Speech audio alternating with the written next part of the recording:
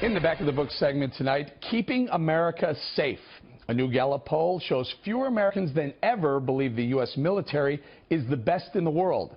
49% of adults believe the U.S. is the world's top military power, the lowest level in the poll's 23-year history, and get this, down 10 percentage points from just a year ago. Recent comments like this from the director of the CIA probably aren't helping matters.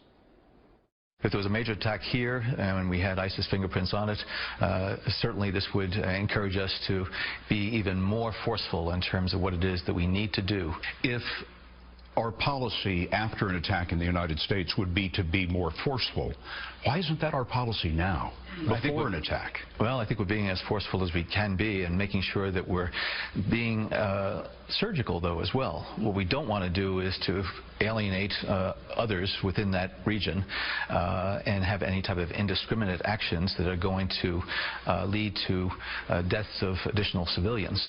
Wow. With Americans increasingly worried about our security and military might, which 2016 candidate is best suited to restore their faith?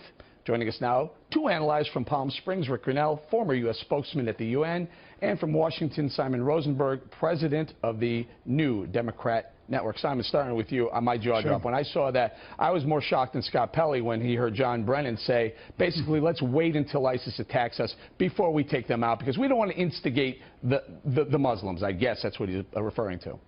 Listen, I want to agree with your premise, which is that I think Americans are feeling unsafe. I think they're feeling unsure about the world. I think that poll number, reflects that. And I think that the Democrats who are going to be running in 2016, even though I'm proud of Obama's record, and I can go down a whole long list of things he's done in Asia, Latin America, and so on, it's going to be defined in this election about what happens in the Middle East, Syria, ISIS, I think, and the spillover into Europe. There's no question. That poll shows Americans are more concerned about Americans' military might globally than ever in the 23-year history of the poll. Rick, Brennan basically saying, let's wait till there's a pile of American bodies piled up, and then we'll go ahead and take out ISIS. I mean, come on.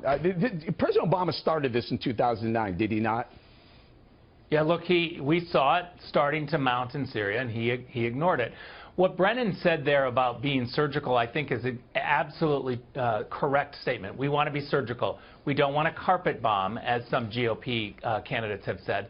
But this administration has tried to bomb from the air and has refused to be surgical. Being surgical means you send in intelligence sources on the ground. We still haven't taken out the command and control center for ISIS. The reason why is because we're bombing from the air. We're not putting intelligence officers on the ground, which is code word for boots on the ground. The Kurds can't do it, as Ted Cruz says. We really need to have U.S. troops in there. We are the best, and we're going to have to do it. We don't have to try to build the country back up, but we need to have intelligence officers there to know where to bomb. Let me turn the discussion a little bit. Another area that a lot of Americans are really ticked off, Iran. We just learned today that Iran is now trying to negotiate a deal with the Russians to buy a super tank that the Russians build. That violates the sanctions. That violates the deal we put together with Iran. Simon, we gave Iran, or in the process of giving Iran, $100 billion. They're taking the money and buying tanks with it, violating the sanction rules. Well, first of all, we didn't give them anything, right? I mean, this is their money. Well, we gave it back to them. No, but we didn't give it to them. We didn't give it to them. I mean, you be more precise. But the point is that, look, Iran's an independent sovereign nation. I mean, they are clearly in a regional struggle for power and influence with Saudi Arabia and other Sunni governments in the region. One shouldn't expect for them, they've disarmed their nuclear program. They're not going to disarm. They are not going to disarm. They're not going to disarm their conventional. They also want a highly effective jet fighter from the Russians. Rick, they're using the money that we gave back to them. I don't know. Maybe we could have spread that out over the course of 10 years. Well, look, I don't believe that it is their money. It was money that was frozen because they're the world sponsor of terrorism.